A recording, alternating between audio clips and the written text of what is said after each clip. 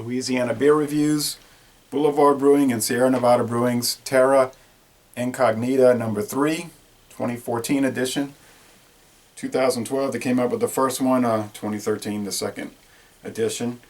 Went to Stein's Deli and I was walking into the back. Already took the cage off of this thing, okay. Walking into the back, which I call the Bat Cave, the back room, and then the owner stopped me and said, look at these two beers, and he had the Narwhal barrel aged, and that was $19.99. I didn't want to pay that much. And then this 25.4 ounce bottle, which is couldn't get a good grip on it. Had to use this towel.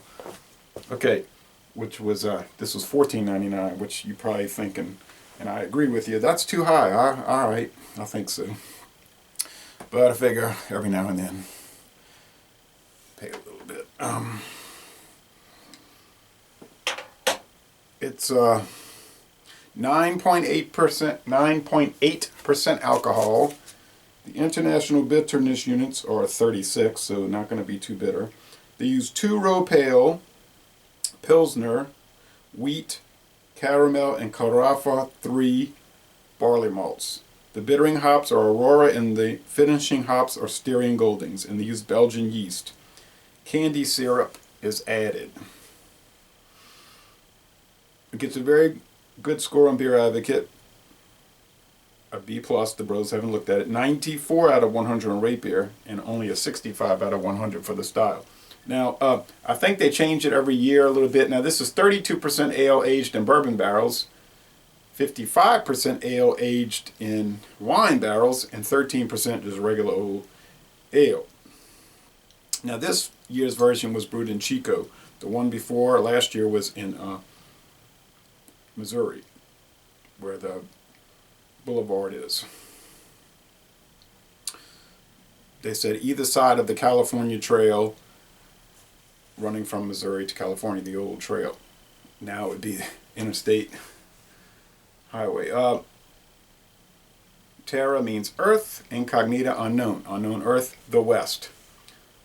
Well, it's not unknown now.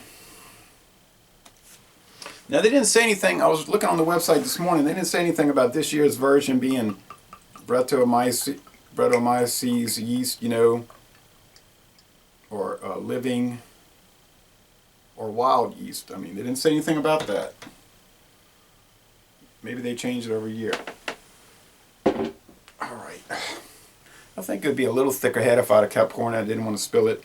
But it's a thin, tan head, and the appearance is pretty dark brown, not black, but very dark brown. Under light, you're seeing, I can see some of the lighter brown around the edges.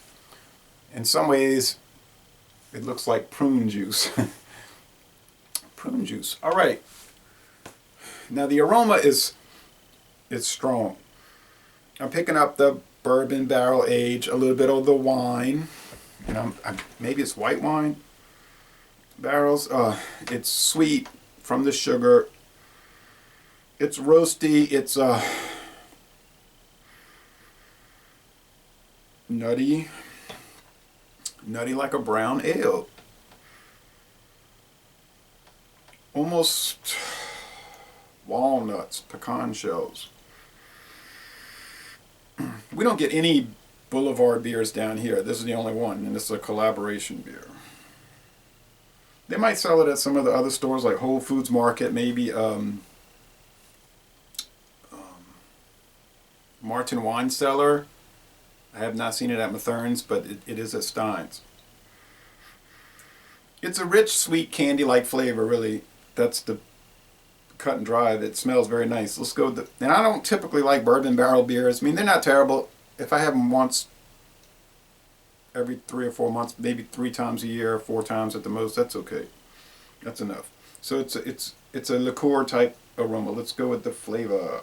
Now they say on the website you're supposed to age it, so I probably should have let this set in the fridge for about 5 years, but we're gonna see how it is fresh. Maybe I'll buy another bottle. Could I really push myself to pay $15 for another bottle to age for 5 years?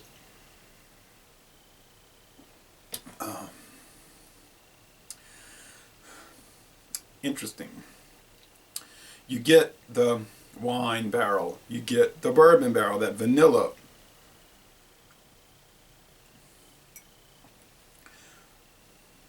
You're getting the brown ale. Now, is that what they're doing, using a brown ale? The nuttiness, the fruitcake. I mean, fruitcake, figs, plum, prunes,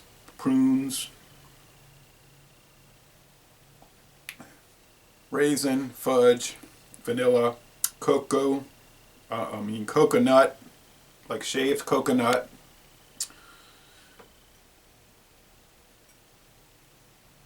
baking chocolate, some coffee,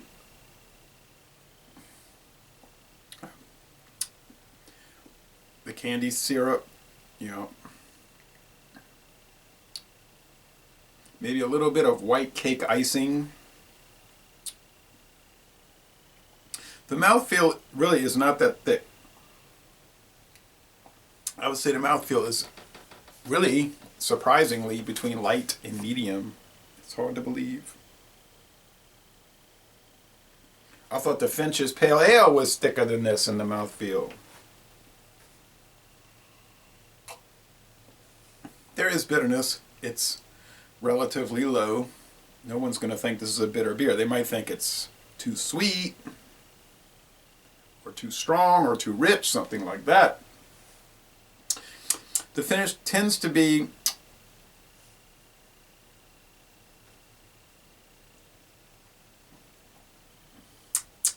over into the dry area.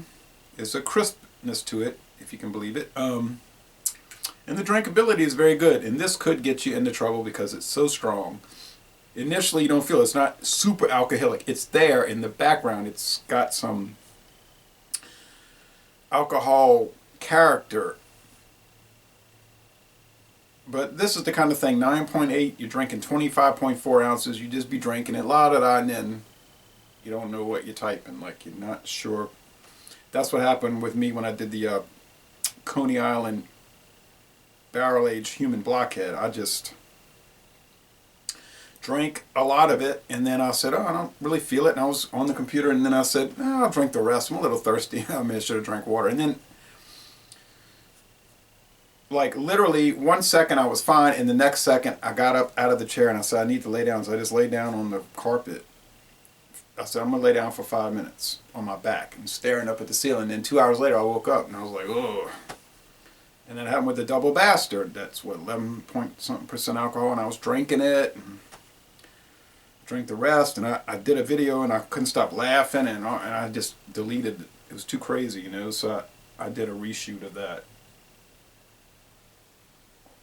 Anyway, this is an A+, outstanding beer. I mean, it better be for $14.99. So it's great beer. Might not want to drink it on an empty stomach, though.